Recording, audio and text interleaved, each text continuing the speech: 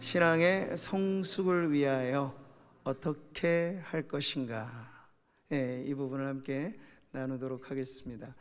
자, 우린 참 감사하게도 지난 한 주 가을을 시작하면서 앞당겨 우리는 참 은혜로운 집회를 가졌습니다. 이 말씀 부흥 집회를 통해서 찬양과 기도, 말씀과 간증이 어우러지는 그 시간마다 천국의 기쁨을 우리 참여하신 성도님들 풍성히 받아 누리신 줄 믿습니다. 따라해 보겠습니다. 하나님의 은혜가 나를 살립니다. 네, 정말 그렇습니다. 여러분, 하나님 나라에서 성공한 사람들은 누굴까요? 세상에서 소위 성공한 사람들의 성공담은 물론 멋지죠. 근데 그 이야기를 들으면 막연한 부러움만 생겨요. 그리고 상대적으로 저 사람은 저렇게 이런 시기에 성공했는데 난 뭘까? 상대적인 좌절감? 나 실패한 것도 아닌데 저 성공한 사람 밑에서는 내가 너무 작아 보이고 상대적인 실패감? 이게 세상에 성공한 사람들에 대한 우리의 느낌이라면 하나님 나라에서 성공한 사람들의 이야기는 좀 달라요. 그냥 자수성가 스토리가 끝이 아니고 실패와 이 역경을 통과하면서 고통과 아픔마저도 하나님은 어떻게 이렇게 지혜롭게 주옥같이 그것을 다듬으셔서 하나님의 멋진 스토리를 만들어 가시는가. 그러니까 우리는 그런 간증의 이야기들을 들을 때 막연하게 부러움을 느끼는데 멈추지 않고 우리 자신을 보게 하는 것이죠. 집회 셋째 날이었던가요? 지선 전도사님 간증을 들었는데요. 이 찬양 사역자분들의 간증은 유튜브로 남겨지진 않아요. 그래서 아쉽게도 현장에 못 오신 분들은 사실 이 얘기는 못 다시 보겠습니다만, 그래서 제가 짧게 리핏 이렇게 해드리는 건데, 이 첫째 아들이 말이에요, 태어난 지 얼마 안 돼서 눈에 넣어도 아프지 않을 만한 그 예쁜 아이가 말이죠, 그만 감전사고를 당해가지고 정말 전신의 화상을 입고 결국에는 아무리 치료, 수술, 세상에서 제일 고통스러운 게 화상이잖아요.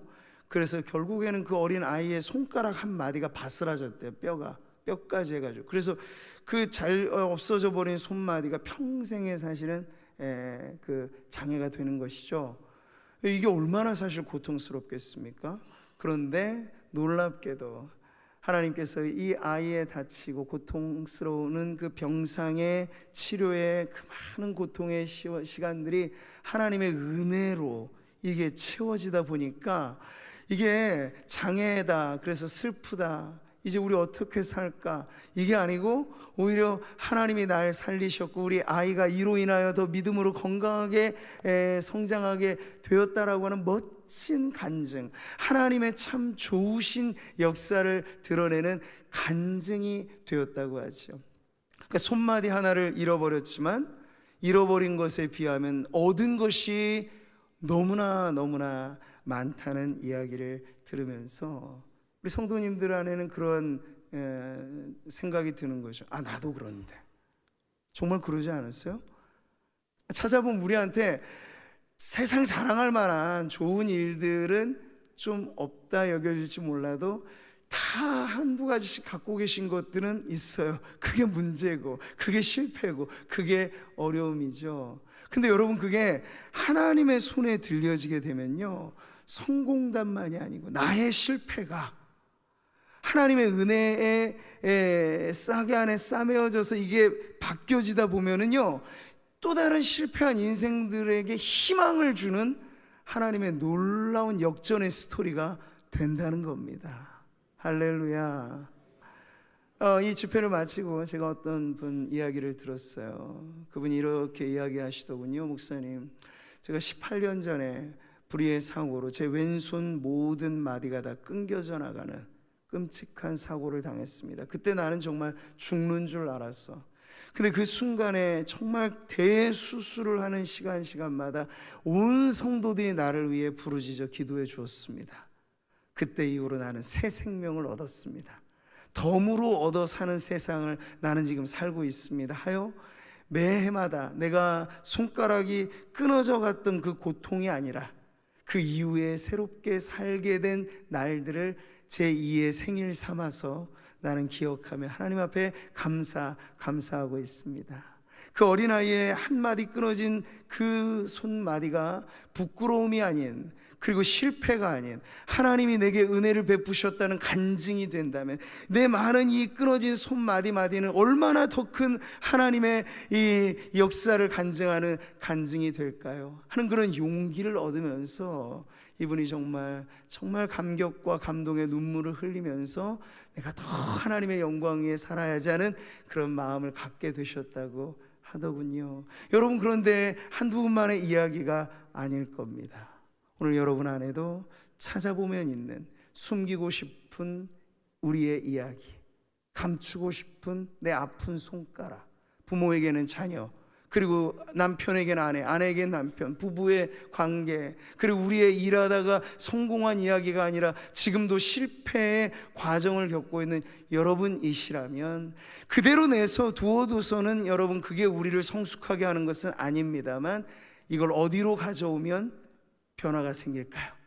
상처 입은 치유자로 불려지시는 예수님의 십자가로 갖고 오십시오. 그럼 기막히게도 예수님의 십자가 고난이 우리에게 찾아온 이 인생의 역경과 고통의 문제들을 완전히 바꾸어 주셔서 하나님 날 살리셨네, 하나님께서 지금도 나에게 은혜 가운데 살게 하시네 라는 하나님 자랑의 이야기로 바뀌게 될 것입니다. 자, 이 말씀 부흥 집회를 지나가면서 저는 우리 사랑하는 성도님들 모두가 예수님을 닮아서 우리도 그렇다, 나도 상처 입은 치유자 되어서 내 아픔이 다른 누군가를 치유하는 약이 될 수 있는 그런 인생을 살아가리라 결단하는 우리 성도님들 되시기를 축복합니다. 자, 오늘 우리가 살펴보는 본문의 말씀은 사도행 빌립보서 3장 4절부터 쭉 이어져 왔던 이 사도 바울의 개인적인 간증, 그리고 그가 얼마나 그리스도 중심의 열정을 쏟아부으며 살고 있는가에 대한 그런 고백이었는데요, 이 결론부에서는 하나의 분명한 특징이 드러났죠. 그건 무엇입니까? 바울의 인생관, 그의 신앙관은 절대로 과거에 머무르지 않는다. 현재 진행형의 신앙을 그는 보여주고 있습니다.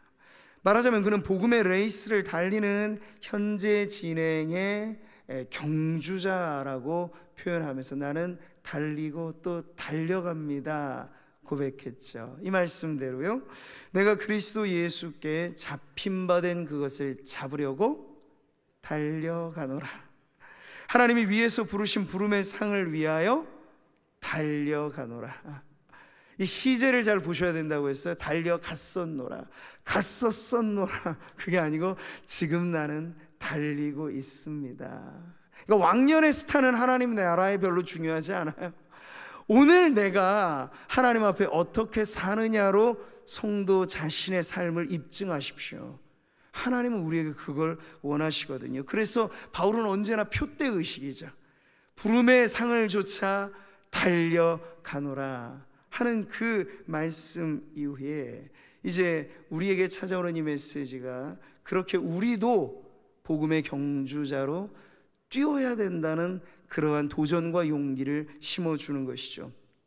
근데 여러분, 사람은 기계가 아닌 이상 풀 가동시키면 반드시 탈이 나게 되어 있죠. 그래서 하나님께서는 잘 때는 자라고 하고 쉴 때는 쉬라고 하고 1년 365일 내리 돌아간다고 여러분 경제가 돌아가지 않아요.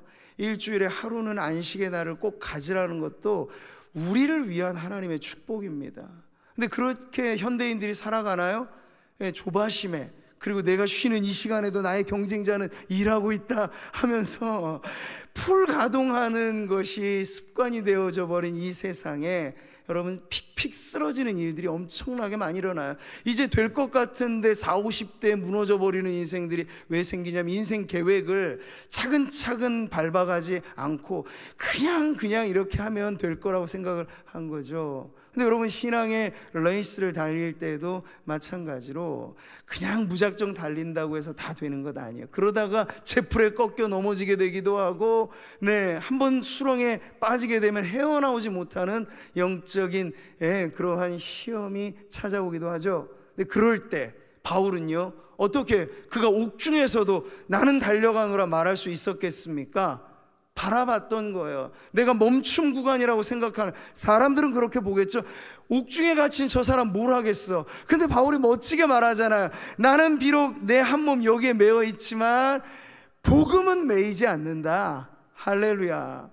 내가 여기 들어오기 전에는 못 만났던 간수며 죄수며 내가 여기 다 만나면서 나는 여전히 복음을 전하는 복음의 경주자이니 하나님 역사하심을 그는 옥중에서도 간증하게 되잖아요. 우리도 마찬가지입니다. 여러분, 말씀 부흥 집회가 그냥 지난주로 끝나고 끝 이게 아니고 하나님께서 응원해 주신 거예요.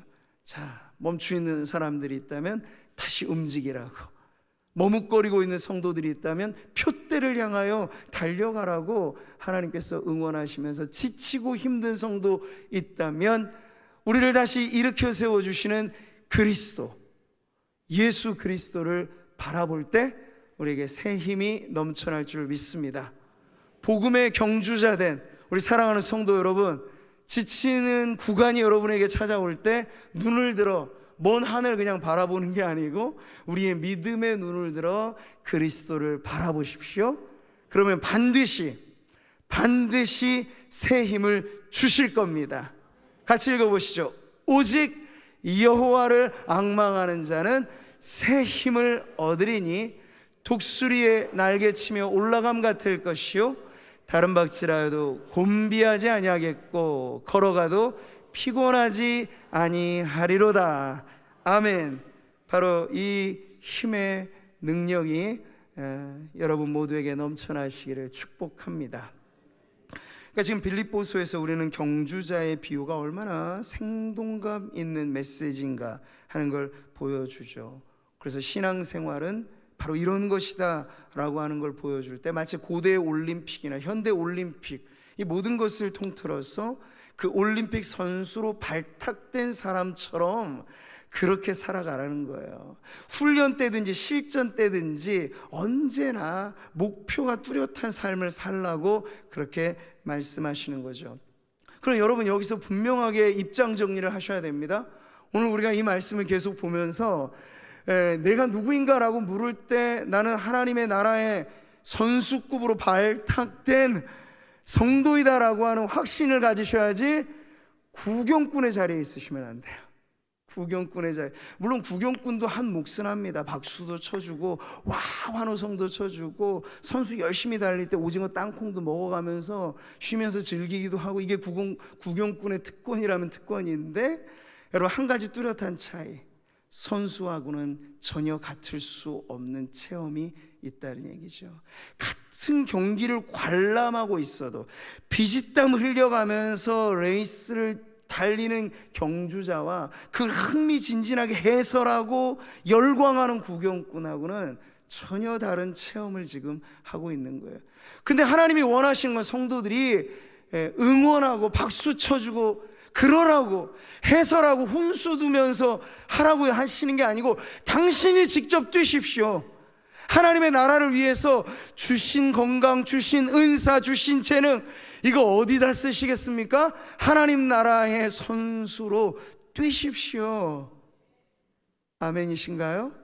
네, 그렇게 다 저마다 하나님 내게 쓸 것 있으셔서 나를 지금 여기에 살게 하심이라 믿고 경주자로, 선수로 살아가는 우리 성도님들 되시기를 축복합니다.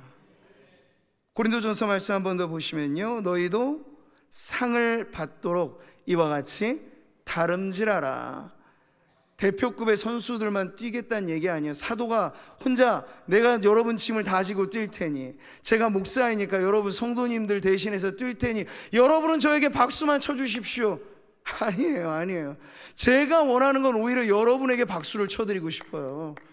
목회자의 가장 큰 보람은 성도들이 뛸 때 느껴지게 되는 겁니다. 저분이 이제 예수 믿은 지 얼마 안 됐는데 언제 저렇게 진일보에서 뛰고 계시지? 그걸 볼 때 가장 큰 보람을 느껴요. 근데 그 가장 큰 반대의 좌절은 뭔지 아세요? 10년, 20년, 아니 직분받아 있는데도 여전히 멈춰 있어요. 여전히 구경꾼이에요. 그냥 박수만 쳐주시고 훈수만 둬요. 아니요, 하나님이 원하시는 건 여러분 선수가 되는 겁니다. 뛰십시오. 마음껏 박수 쳐 드릴 테니. 하나님도 우리에게 그러라고 우리에게 은혜도 주셨고 기회도 주셨고 우리에게 모든 온갖 좋은 것 다 주셨다고 믿고 복음의 경주자된 힘찬 달리기가 여러분에게 다시 한번 재개되기를 축복합니다. 자, 오늘 말씀은요, 이 올림픽 선수 그 경기 어떤 종목이든지요, 개인전과 함께 단체전이 있잖아요. 그러니까 지금 전까지 모든 바울의 이 고백은 마치 개인전과 같은 느낌이었다면 이제 이것이 전환되면서 바울은 단체전 경기를 소개하고 있습니다. 자, 15절 말씀이죠. 그러므로 누구든지 우리 온전히 이룬 자들은 이렇게 생각할지니. 아멘. 지금까지 쭉 내가 나라고 하는 1인칭에서 이제 우리라고 하는 복수로 전환이 됐어요. 여기에는 바로 이제 하나님 나라를 우리가 이루어 간다는 건 뿔뿔이 흩어져 있는 개인들의 기량을 마음껏 펼치는 개인전이기보다 그 성도들을 교회로 하나 되게 하신 하나님이 이제 교회가 단체전에 함께 뛰는 선수들의 공동체다라고 하는 걸 보여주고 있는 것이죠. 여기서 이제 우리는 공동체적인 고백으로 우리가 함께 달려가야 할 복음의 경주를 보는 것입니다. 16절 말씀이에요. 오직 우리가 어디까지 이르렀든지 그대로 행할 것이라. 아멘. 여기도 우리죠. 우리예요. 이제 내가 대신 뛰겠습니다. 성도님들 저만 응원해 주세요. 아니고 이제 우리가 뜁시다. 우리가 어느 구간에 있든지 우리가 계속해서 달려가야 할 이 길을 뛰어갑시다. 이렇게 지금 격려해 주고 있는 거죠. 자, 여러분, 달리기를 할 때 개인전이나 단체전이나 룰은 똑같습니다. 출발선에서 시작된 경기는 결승선에서 끝납니다. 아무리 폼나게 유니폼 맞춰 입고 출발은 근사하게 했지만 중간에 도시락 까먹고 중간에 멈춰 있고 지금 여기가 무슨 달리기 해야 될 자리인데 여기 무슨 피크닉 장소인 것처럼 잘못 오해하고 있으면 그 팀은 망하는 거예요. 그렇지 않습니까? 교회도 마찬가지예요. 여러분, 교회를 세상에서 불러내신 이유는 구조선이 되라고 하신 거지 유람선 되라고 한 것 아닙니다. 네. 이번에 우리 당회원 부부 수련회도 그래서 쉬러 가고 뭐 놀러 가는 게 아니에요. 저 힘든 몽골 선교지에 가서 우리 다시 한번 선교의 DNA를 우리 안에 딱 장착하고 이 가을에 힘차게 우리가 앞장서 나아갑시다. 이런 결의를 다짐하고자 우리가 선교지를 가는 것이거든요. 그러나 여러분 모두의 마음 가운데 바로 이러한 내가 단체전 경기에 선수다라고 하는 그런 의식을 가지시기를 바랍니다. 바울은 그래서 그런 부분에 있어서 힘찬 경주를 이어가려고 하는데 바울의 눈에 밟히는 어떤 사람들이 있어요. 이 팀 경기에 제일 중요한 거는 원 스피릿이거든요. 그 팀 스피릿이 있어야 팀 워크가 가능해져요. 다 있는데 자기가 다 주인이고 다 자기 생각대로 하면 이 팀은 반드시 배가 산으로 가는 일을 경험하게 될 뿐입니다. 그런데 제대로 배가 항해를 멋지게 가려면 저마다 역할과 차이는 있지만 우리가 한 배를 타고 있다. 노젓는 사람은 노젓는 일로, 내 항해사는 항해하는 일로 보면서 한 배 타고 있다는 원 스피릿을 가지고 있으면 내 소원의 항구를 향하여 멋진 항해를 해갈 수 있는 것이죠.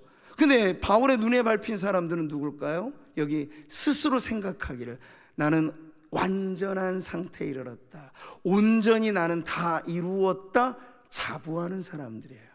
15절에 나와 있는 이 표현 여러분 눈여겨보십시오. 온전히 이룬 자들, 이건 긍정의 화법이기보다는 반어적인 표현으로 우리가 이해하기가 좋아요. 왜냐하면 바울 자신이 가장 열정을 불살랐던 사도 아닙니까? 그런 바울조차도 고백할 때는 내가 이미 얻었다 함도 아니요 온전히 이루었다 함도 아니라 이렇게 고백했지 난 다 이루었습니다. 여러분 나를 보십시오. 이게 끝입니다. 아니잖아요. 근데 바울 자신의 삶에서도 나는 아직 다 이루지 않았습니다 라고 말하는데, 바울이 가르쳤던 성도들 중에 어떤 사람은 생각하기를 나는 다 이루었습니다, 마치 예수님이 십자가 위에서 다 이루었다는 것처럼 살아있는 동안에 마치 내 인생 구간 다 뛴 사람이 있냐, 그렇게 멈춰 있는 사람들에게 대하여 지금 바울은 메시지를 전해주고 있는 것입니다. 무슨 메시지예요? 아니라는 얘기예요. 다 이룬 것 아니라는 거예요. 우리의 평생 달려갈 길, 주께서 내게 주신 사명, 그것은 언제 다 이루는 날이 올까요? 이 세상에서 내 목숨 다하는 마지막 자리가 내 사명 다하는 자리라고 여러분 믿으시기를 바랍니다.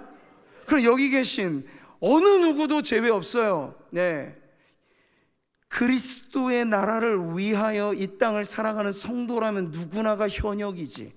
그래서 구름같이 둘러싼 허다한 증인들이 우리를 응원한다고 하잖아요. 그분들은 이미 먼저 이 세상 떠나 하나님의 나라에 도달하신 분들이에요. 그분들은 더 뛸 것 없어요. 이미 다 완수하셨기 때문에 순교의 제물이 되고 고난의 길을 기어가면서 주신 사명 다 완수한 분들은 뛸 것 없죠. 그러나 이 지상의 교회에 속해 있는, 내가 호흡하며 살아가는 이 땅에 있는 성도들이 어찌 하나님 앞에 나 다 이루었습니다, 나 완수했습니다 말할 사람이 있겠냐고요.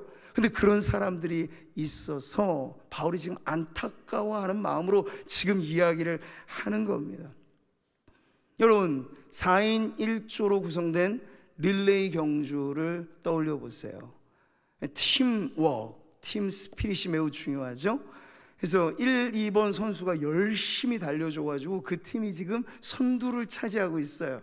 그런데 그만 세 번째 주자가 바통을 받고 나서, 야, 벌써 2위와 이렇게 격차가 있으니까 됐지 뭐, 이제 나는 좀 설설 달려도 우리가 이길 거야, 느슨하게 생각을 해서 그만 앞지름을 당하고 추월당해서 그 팀이 져버리게 된다면 여러분 얼마나 낭패고 얼마나 안타까운 일이겠어요? 그 3번 주자가 얼마나 얄밉겠어요? 더 자기 몫에 열심히만 달려주면 되는데, 앞장서서 열심히 달려줬던 그 바통 이어받아서 뛰면 되는데, 그런데 여러분, 우리가 그럴 수 있다는 거예요. 우리 믿음의 선조들이 앞서서 달려가신 몫은 충분합니다. 충분해요. 저는 이 건물을 볼 때마다 늘 고마운 마음은, 30년 전에 그 어려웠던 시골 생활했던 우리 성도들이 뭐 있어서 이렇게 벽돌을 한 장 한 장 쌓아서 여기 올렸을까 생각할 때마다 눈물이 나요. 근데 우리가 그거 받았잖아요. 근데 지금 이 시대에 우리가 해야 될 몫에 대해서는 우리는 할 것 없어, 다 이루었어.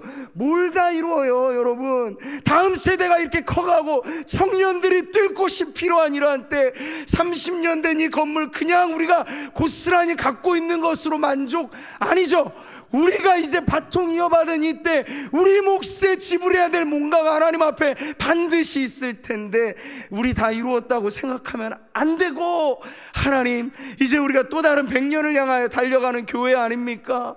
이제 다음 세대 자녀들은 자라가는데 옛날만큼이나 교회가 세상을 선도하는 입장이 아니고, 세상께 너무나 좋아져서 아이들이 교회 와도 별 흥미 못 느끼고, 청년들도 교회 안에서 별 뭔가를 못 느꼈어. 이렇게 빠져나가는 시대, 우리가 영적으로 더 부흥하고 자녀들, 청년들이 함께 오기에 가장 좋은 교회로 하나님 앞에 나아가야 하지 않겠습니까?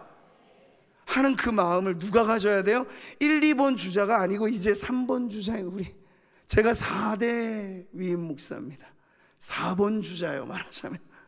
저는 4번 타자 의식을 갖고 지금 목회를 하고 있는데, 하나님, 제가 제 시대에 저도 한 구간을 달려가는 주자일 뿐인데 제가 해야 될 몫이 뭡니까? 계속 물으면서 목회를 하죠. 근데 저만 그러면 될까요? 여러분 박수만 보내주세요 하면 됩니까? 아니요, 제가 박수 쳐드릴 테니까 성도님들 같이 뛰자는 얘기예요. 할렐루야. 수백 명의 성도들이 이 건물을 지었을 때와 수천 명의 성도들이 하나님을 위해서 뭔가 해보겠다고 하면 이건 게임이 달라지는 거죠. 근데도 머뭇거리고 주저하고 옛날 생각에 파묻혀서 주저주저 할 게 뭐가 있습니까? 하나님, 요 이 땅 하면 우리가 마음의 모든 것 다 준비돼서, 하나님 고맙습니다, 나에게 섬길 기회를 주시니 이때가 절호의 찬스입니다 하며 여러분 언제나 달려오셨듯 하나님이 방향 설정해 주시고 가라고 하시면 주저없이 달려가는 저와 여러분 되기를 주님의 이름으로 축복합니다. 1, 2부 때하고는 다르게 좀 말씀이 전해지게 되는데요, 아마 들으라고 오늘 청년들, 가슴에 사무친 우리 귀한 자녀들, 여러분이 띄워주어야 교회에 희망이 있습니다. 청년의 시기에 관망하면 그 인생 볼 곳 없어요. 신앙의 자리에서 하나님 앞에 헌신하는 청년기가 아니면 여러분이 결혼해서 여러분이 장년되어서 무엇을 기대할 수 있을까요? 청년기의 헌신을 모른다면, 헌신이란 두 글자가 내 이마와 내 가슴에 새겨진 듯 살아가도 모자랄 이때에 달려가십시오. 사랑하는 청년들이요, 거룩한 옷을 입고 즐거이 헌신하여 부흥의 세대로 일어나는 우리 멋진 청춘들 되기를 축복합니다. 그러니까 우리는 여러분 그런 마음에 팀 경기에 계속해서 임해서 달려가고 또 달려가는 그런 마음, 그러면서 이루어지는 것이 있으니 그게 바로 신앙의 성숙이라는 것입니다. 여기 바울이 사실은 반어적으로 표현했지만 정말 하고 싶은 말은 그 안에 담겨져 있죠. 온전하다, 완전하다, 성숙하다 라고 하는 건 어느 정점이 아닙니다. 혹 교회사 가운데는요, 완전 성화라고 하는 교리를 믿어버려가지고 완전해진 어떤 체험이 있다고 착각했던 사람들이 있어요. 감리교 안에 그런 신앙의 운동들이 있기도 했죠. 완전 성화 운동. 근데 여러분 오해하는 거예요. 완전하다고 하는 한 지점의 정점이 아니고 우리는 계속해서 그 온전함을 향하여 달려감으로써 온전케 되어지는 것입니다. 그래서 초대 교부였던 요한 크리소스톰이라는 분이 이 대목에서 이런 명쾌한 말을 전해줬죠. 같이 봅니다. 자신을 완전하다고 생각하지 않는 것이 완전한 사람의 특징입니다. 그래요 여러분, 겸손한 사람은 자기 겸손하다고 말하지 않아요. 당연하죠. 성숙한 사람은 자기 성숙하다고 자부하지 않아요. 겸손한 사람의 특징은 오히려 다른 사람이 날 뭐라 해도 늘 하나님 앞에 나를 비추어 보면서, 하나님 나는 왜 이렇게 하나님 앞에 죄인일까요? 하나님을 앞세워야 하는 자리에 왜 자꾸 나를 이렇게 어필하려고 할까? 이게 교만인데 하면서 가슴 치는 사람이 겸손한 사람. 여러분 성숙한 사람 누굽니까? 일일 일성, 하루 한 번은 꼭 자신을 돌아보며 반성하면서 내가 왜 이 부분에 이렇게 미성숙했지? 저분을 대할 때 내가 왜 이런 말을 했을까? 이 일을 내가 더 잘할 수 있었을 텐데, 성숙을 향해서 자신을 점검하는 그 과정이 바로 성숙한 사람의 특징이라는 것이에요. 여러분 그러니 그리스도인의 삶이란 멈춤은 없습니다. 어느 점을 찍고 나는 다 이루었다라고 말하지 않고 우린 계속해서 그 과정 선상에서 온전함을 향하여 가는, 이게 바로 신앙의 성숙이라는 것이에요. 종교개혁자 마틴 루터도 이렇게 그리스도인의 본질을 가르쳐 주죠. 같이 읽습니다. 그리스도인의 본질은 그가 어떤 사람이 되었는가에 있지 않고 그가 어떤 사람이 되어가고 있는가에 있다. 아멘. 명쾌하지 않아요 여러분? 영적인 소화 조로증에 대해서 제가 언제 말씀을 드렸잖아요. 너무 일찍 멈춰버린 성도들에게 대하여, 더 잘하실 수 있는데, 더 성숙하실 수 있는데 너무 일찍 나는 다 이루었다고 착각, 오해, 안주하면서 멈춰버린 분들에게 오늘 다시 한번 성경은, 오늘 이 말씀은 우리에게 촉구합니다. 아닙니다. 완전함이란 한순간이 아니고 과정이며 우리가 부단하게 달려감으로써 온전해지는 것. 끝날 때가 있죠. 바로 우리가 세상 떠나는 그 순간이 우리의 온전함의 마지막 자리라고 믿으시기를 바랍니다. 그러면 여러분, 이 70, 80, 인생의 나의 많은 편차들이 우리 안에 있지만 어느 누구도 멈출 수 없는 신앙의 경주를 우리는 지금 달려가고 있노라 고백할 수밖에 없겠지요. 혁신의 아이콘 스티브 잡스가, 제가 지난주에도 말했던 것 같아, 스탠포드 대학의 명연설에서 남긴 말, Stay hungry, stay foolish. 멋지게 의역하면 늘 갈망하고 우직하게 나아가십시오 라는 말인데, 원어적인 의미가 저한테는 더 크게 와닿아요. 배고파라는 거예요. 늘 배고파라는 거예요. 언제 그렇게 부유해지셨어요? 배고팠던 시절을 벌써 잊으셨어요? 우리나라의 정말 큰 문제 그거 아닙니까?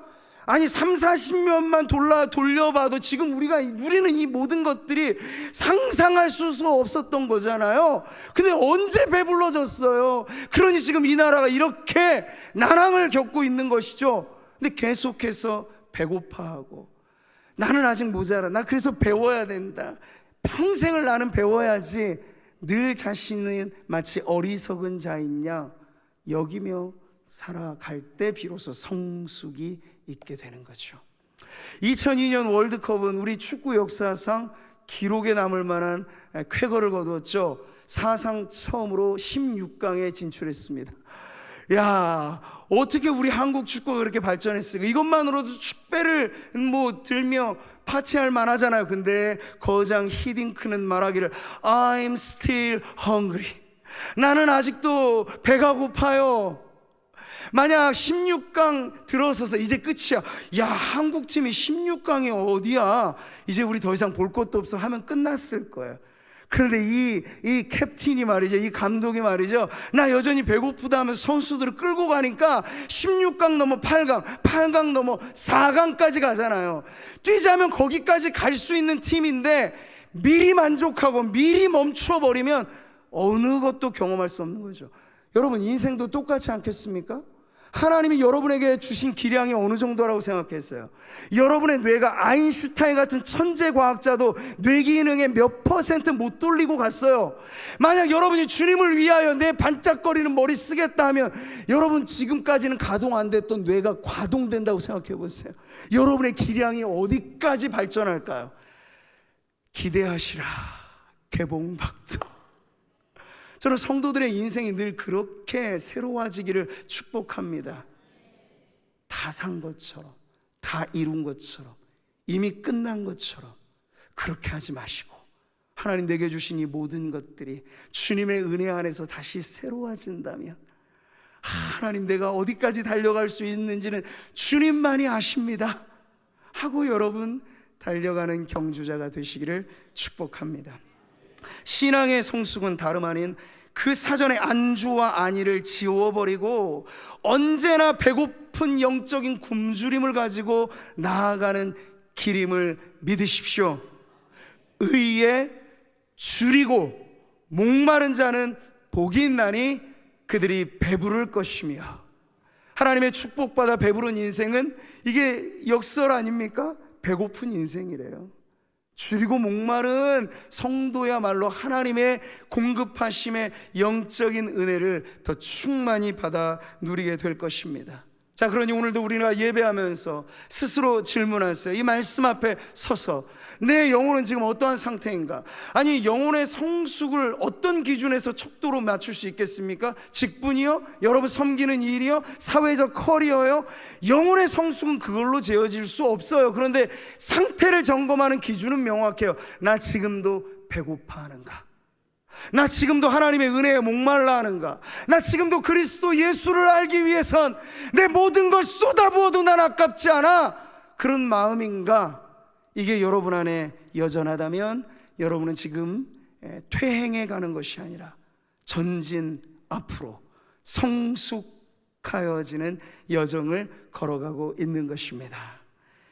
오늘 우리 안에 바로 이와 같이 하나님 주신 은혜를 안주하라는 사인으로 받지 말고 다시 일어나라는 사인으로 받고, 그리고 지금껏 달려왔듯 앞으로도 달려가라는 신호로 알고 받은 은혜에 힘입어서 여러분 함께 이 복음의 경주에 뛰어가는 우리 성도님들 되시기를 축복합니다. 오늘 말씀의 결론입니다. 신앙의 성숙을 위하여 더도덜도 없이 여러분 한 걸음만 더 내디디십시오. 그러면 미지의 세계가 열리는 거예요. 네, 한 걸음만 더. 아니 10번 찍어 안 넘어가는 나무 없다고 하잖아요. 그건 10번 찍어본 사람이 아는 얘기죠. 근데 8번까지 찍어서 안 넘어갔어요. 아, 이게 내 운명인가 보다. 이 나무는 안 넘어가도록 정해진 나무야. 8번 찍은 사람은 거기밖에는 못 말해요. 9번, 그것도 아니야. 10번 찍을 때까지 가면 알게 되죠. 나 내 인생에 이러라고 하는 운명의 사슬은 없구나.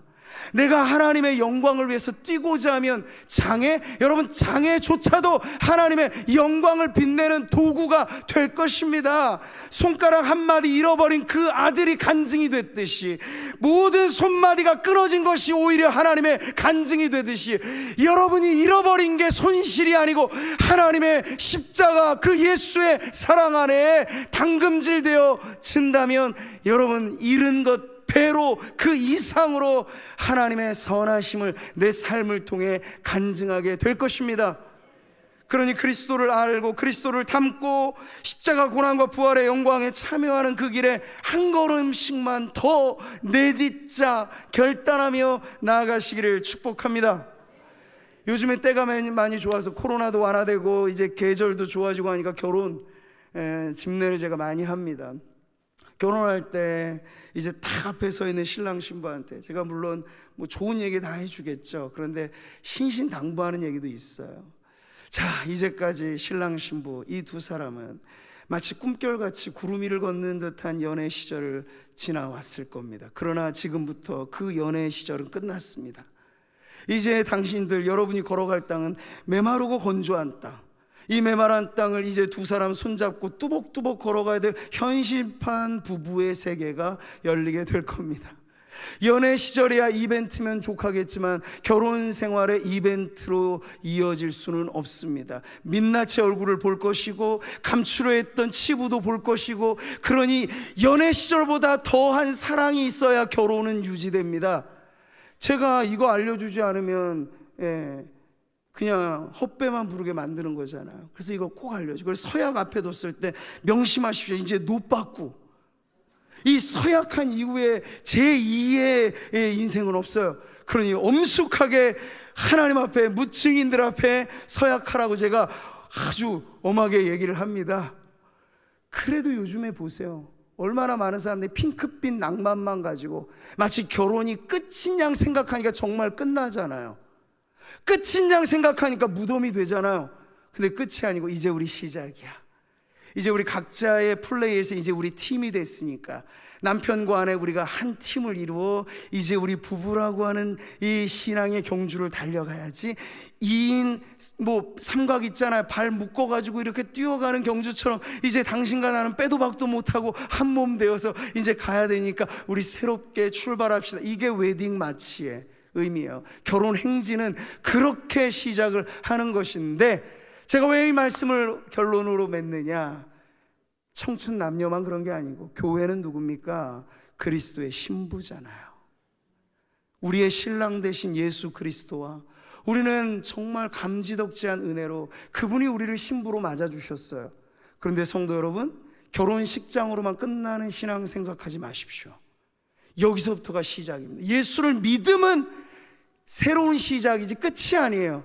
계속해서 주님이 나를 사랑하사 앞서서 부창부술하잖아요. 신랑이 먼저 노래를 부르면 신부가 거기에 화답해야 이게 잘 되는 부부예요.